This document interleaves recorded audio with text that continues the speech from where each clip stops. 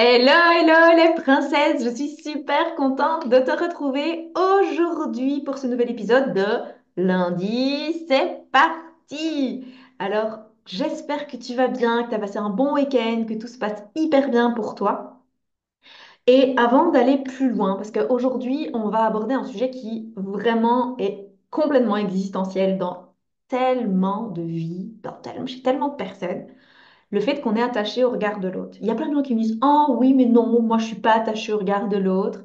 Et puis à la moindre chose, c'est, oh, mais qu'est-ce qu'on va penser de moi? Et ça, j'entends souvent ça.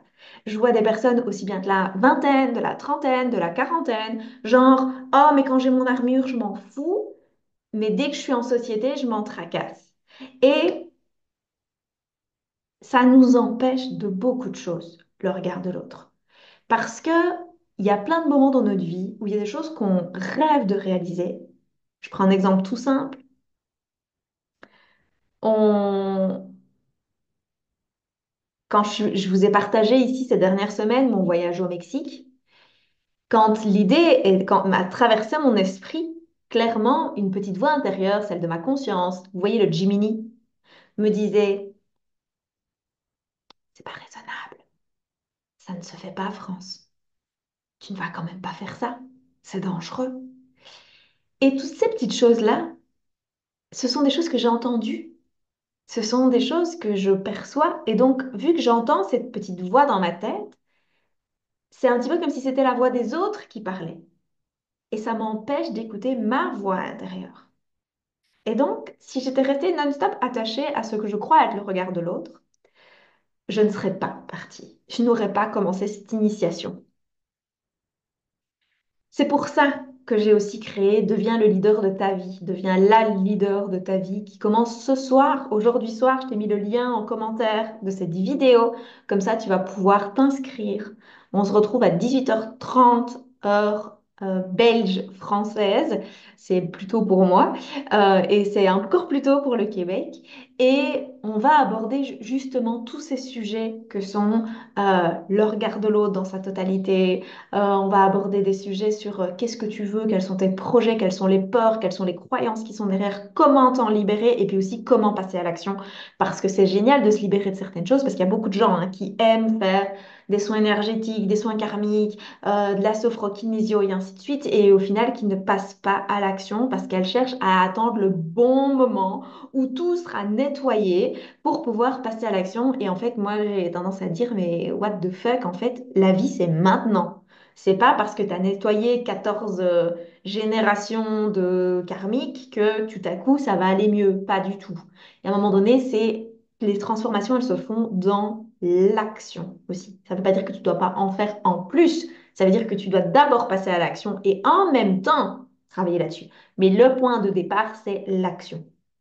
C'est le mouvement. On va parler de ça, on va évidemment aborder tout ce sujet qui pour moi est primordial et que la spiritualité, que le développement personnel et que beaucoup d'autres théories ne parlent pas.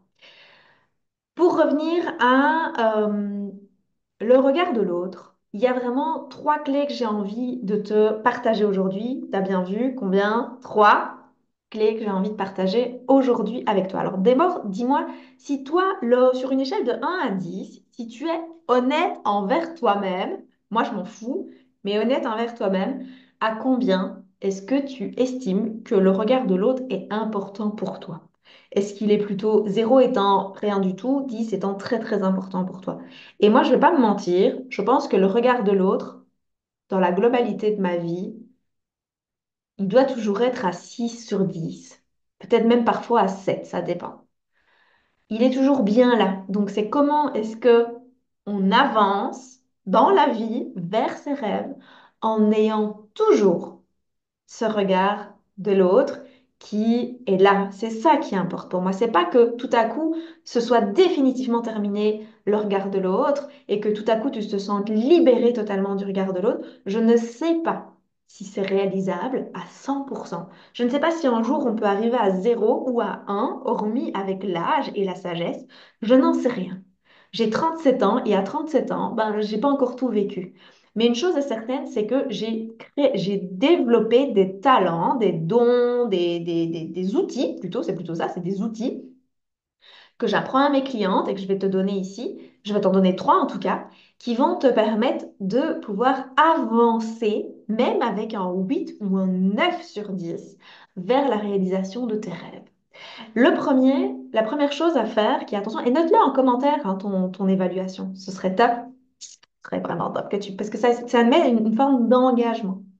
La première chose que j'ai pu observer, c'est que très souvent, les personnes qui sont fortement attachées au regard de l'autre sont des personnes qui sont très souvent dans le jugement. Et dans le jugement aussi bien de soi que le jugement des autres. Je prends un exemple. Moi, je viens d'une famille où le jugement fait totalement partie intégrante de notre vie. J'ai toujours entendu mes parents avoir un avis sur tout et sur tout le monde. Donc, clairement, juger fait partie intégrante de ma vie, de mon éducation.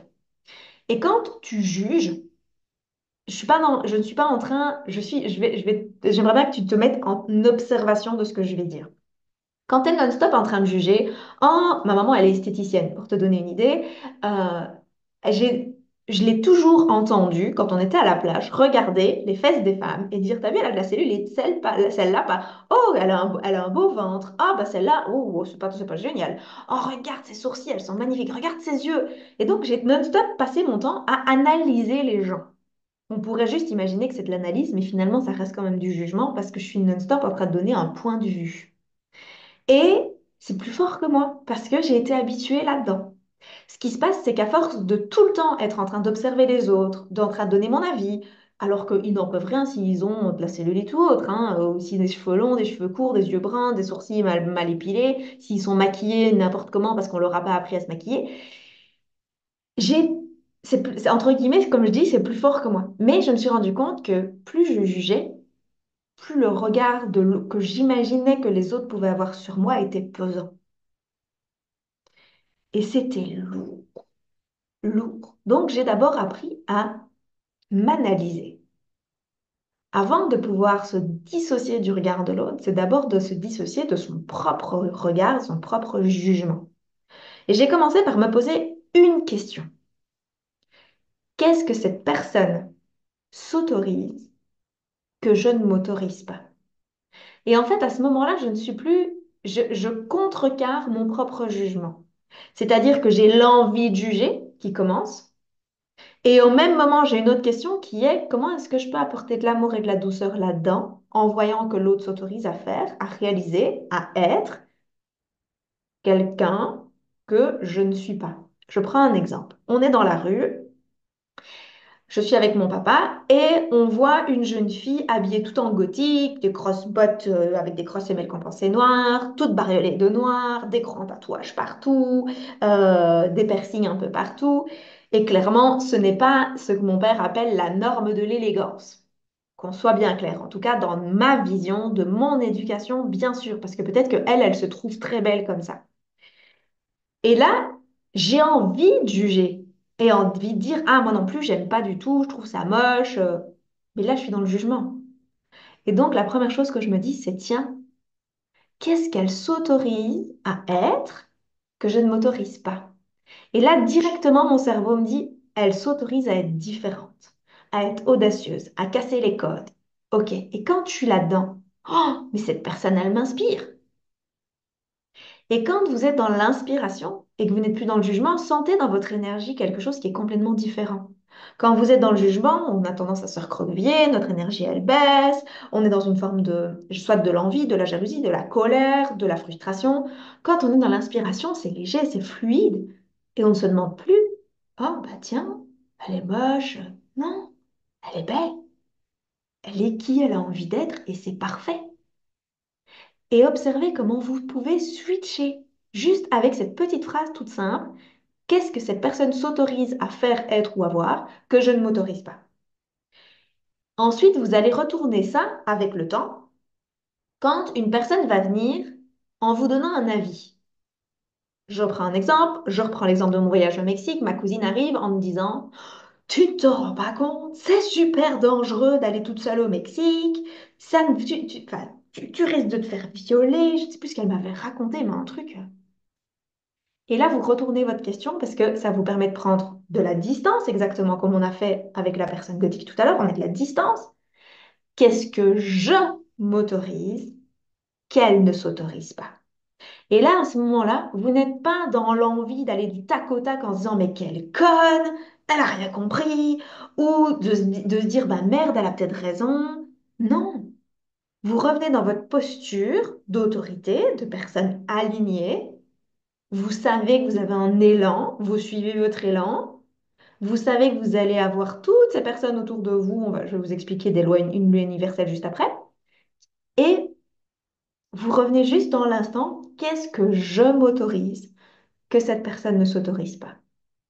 Et vous allez voir, ça va enlever tout le poids. Parce que souvent, quand les gens arrivent près de vous et vous envoient un bon coup de crachat, donc un bon coup de toute leur peur, c'est juste parce que vous vous autorisez à faire quelque chose qui ne s'autorise pas. C'est juste ça. Donc ça, c'est la première clé, enfin ça fait deux clés déjà, c'est qu'est-ce que la personne s'autorise que je ne m'autorise pas. Et puis par la suite, vous allez transmuter avec qu'est-ce que je m'autorise que l'autre personne ne s'autorise pas. Donc ça va vous permettre d'abord d'avoir un regard de vous, enfin, des autres vers vous-même, comment est-ce que vous percevez le monde, et puis après de pouvoir voir comment est-ce que vous pouvez transformer ça sur les gens que vous côtoyez, comment est-ce qu'ils vous perçoivent, et de vous dire, OK, je reste dans mon alignement. Ça va très vite dans votre tête. Au début, ça va prendre un petit peu de temps, vous n'allez pas y penser. Au début, vous allez faillir. Au début, vous allez peut-être pas du tout y penser. Et puis, au fur et à mesure, vous allez voir que vous allez de plus en plus y penser. Et ça va vous permettre de revenir dans cette posture d'alignement beaucoup plus rapide. Et cette posture, waouh, où vous êtes comme un... Moi, j'aime beaucoup l'idée de pouvoir à la fois être un roseau. Le roseau, il a ses racines, mais au moindre coup de vent, il se plie pour se redresser. Le chêne, c'est sympa, mais quand il y a une tempête, il est déraciné, il tombe. Le roseau, il a cette flexibilité. Autorisez-vous à avoir cette flexibilité tout en revenant dans votre centre. L'être humain, il a cette flexibilité et il revient dans son centre. C'est ce qui importe, c'est revenir dans son centre. Si vous restez plié, vous avez essayé de devenir un chêne, ça ne sert à rien. Si vous restez complètement abaissé de l'autre côté, c'est comme si vous étiez une herbe écrasée, ça ne sert à rien non plus. Soyez un roseau. Juste ça, soyez un roseau. La deuxième chose, qui devient la troisième, qui est aussi primordiale, c'est que vous allez avoir, quand je parlais de loi universelle, il y a une grande loi universelle qui est très simple. Sur 10 personnes, vous allez avoir une qui va vous super vous soutenir, une qui va vous briser et 8 qui n'en ont juste rien à foutre. Donc, où avez-vous envie de mettre de l'énergie? Quand vous lancez un projet, quand vous lancez quelque chose, il y a toujours cette envie d'aller chercher à l'extérieur l'approbation. Déjà là, écoutez votre petite voix interne. On va voir ça. Je vais vous apprendre à écouter votre petite voix interne dans Deviens leader de ta vie. Donc, je te rappelle que tu as un lien en dessous de cette vidéo pour pouvoir t'inscrire. Tu as cette possibilité de revenir, d'écouter cette petite voix intérieure qui te dit si c'est juste ce que tu es en train de faire. Et là, sur les personnes qui nous suivent et qui sont pleins d'enthousiasme, si tu te souviens dans mon récit par rapport à mon voyage au Mexique, la première personne à laquelle j'ai téléphoné, c'est la personne qui me soutient le plus dans tout ce que je fais, c'est ma sœur. Ma sœur, enthousiaste au possible. Je téléphone ensuite à ma maman, impassible, elle s'en fout. On est dans la structure, comment est-ce qu'on s'organise pour ta fille? Et je téléphone à mon papa, et mon papa, là, c'est la descente aux enfers, qui est la troisième personne, je vais dire, qui me fait mes trois types de personnalités différentes. Ce qui se passe, c'est que très souvent, on va se focaliser exclusivement sur la personne qui nous détruit notre projet, qui vient avec ses peurs, qui vient avec ses angoisses, qui vient avec ses frustrations, avec son envie, avec ses croyances. Et on met énormément d'énergie sur cette personne-là. Alors que, comme je vous ai dit, soyez un roseau, revenez à votre alignement. Et le meilleur moyen de revenir dans cet alignement, c'est de vous poser des questions très simples, hormis le fait qu'est-ce que je m'autorise que cette personne ne s'autorise pas, c'est quelle est son expertise. Parce que souvent, on tient compte des avis de gens qui n'ont aucune expertise dans le domaine. Observez autour de vous, on est toujours des très bons conseillers pour tout le monde. Mais moi, je suis exceptionnellement bonne, et c'est ce que j'apprends à mes clientes, c'est quand vous conseillez quelque chose, ayez au moins l'humilité, soit de l'avoir testé, soit de dire que vous l'avez jamais essayé, mais que vous avez entendu dire que. Parce que On envoie des limites aux autres sans le vouloir. Et on réceptionne les limites des autres sans le vouloir. Donc maintenant, mettez de la conscience dessus. Quand vous avez un projet, quand vous avez envie de déménager, que vous avez envie de voyager, que vous avez envie de rêver votre vie en grand, que vous avez envie de vous réveiller un jour, de prendre un bain, de pouvoir imaginer que vous êtes multimillionnaire, que votre salle de bain, elle est faite en marbre et que ça vous fait kiffer de rêver ça et que vous n'osez même pas en parler aux gens autour de vous parce que vous avez peur d'être perçu comme une, je sais pas moi, une narcissique, une arrogante, peu importe. Il y a peut-être des petits soucis à aller voir. Mais par contre, allez en parler à des personnes qui ont une vraie notion d'expertise, soit qui sont dans le même trip que vous, soit qui sont déjà dans cette vie-là et qui vous disent, OK, moi j'ai un conseil à te donner.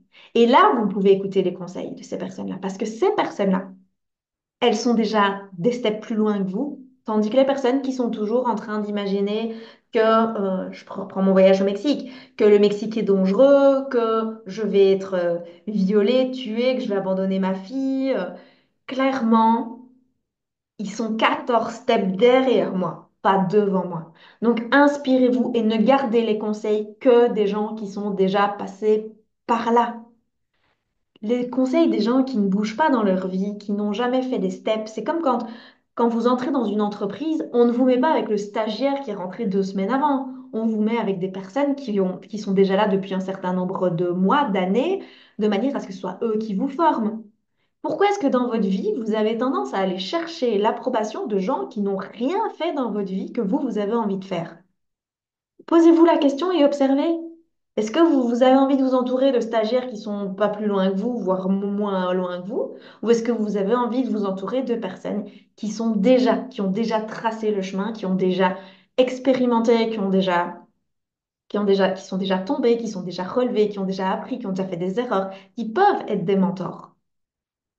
Et là, vous observez ce qui peut changer dans votre vie. Et quand vous mettez ces 3 voire 4 conseils en route, vous allez voir que le regard de l'autre, si même il est à 6, 7, 8, 9, 10 sur 10, il n'a plus d'impact dans votre quotidien de manière permanente. Je reprends un exemple qui n'a rien à voir avec le voyage, mais tout simple qui peut arriver à tout le monde.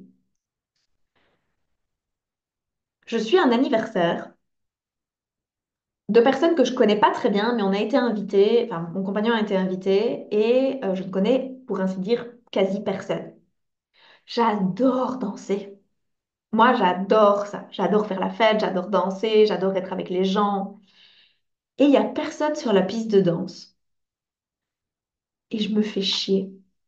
Parce que moi, j'adore danser. Mais j'ai une petite voix dans ma tête qui me dit, oh, bah non, hein, tu vas pas y aller la première. En plus, c'est pas ton anniversaire, tu connais personne.